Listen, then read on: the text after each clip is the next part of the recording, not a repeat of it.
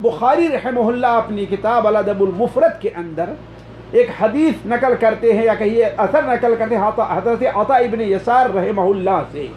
وہ بیان کرتے ہیں کہ میں حضرت عبداللہ ابن عباس رضی اللہ تعالی عنہما کے پاس تھا کہ ایک شخص آتا ہے اور عرض کرتا ہے کہ میرا ایک مسئلہ ہے، اس کا حل بتا دیجیے.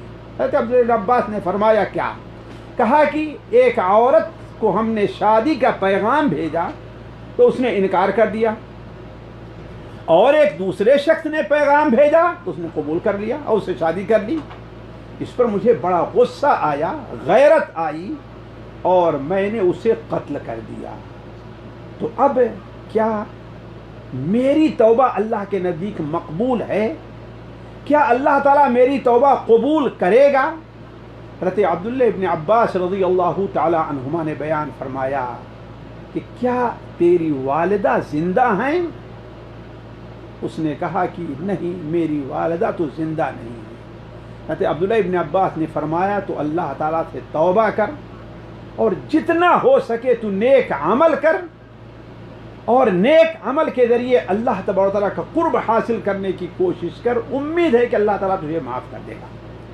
حضرت عطا کہتے ہیں یہ بات ہم نے سنی اور تعجب ہوا کہ والدہ کے بارے میں پوچھا کیوں.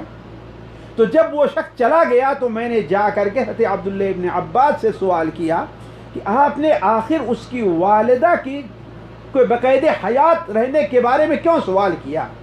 تو حضرت عبداللہ ابن عباس نے بیان فرمایا میرے نزدیک، ساتھیو یہ دیکھیے، دنیا کے علماء میں شاید سب سے اونچا مقام رکھتا ہو یہ عالم حضرت عبداللہ ابن عباس، جسے حبر الامہ کہا گیا ہے.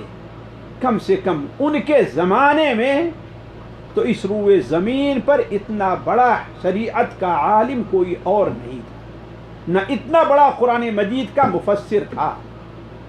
انہوں نے کہا میرے نزدیک والدہ کے ساتھ حسن سلوک سے بڑھ کر کوئی ایسا عمل نہیں ہے جو اللہ کے قریب کرتا. اگر کوئی چاہتا ہے کہ اللہ کا قرب حاصل کرے تو اسے اپنی والدہ کے ساتھ اس حسن سلوک کرنا ہوگا.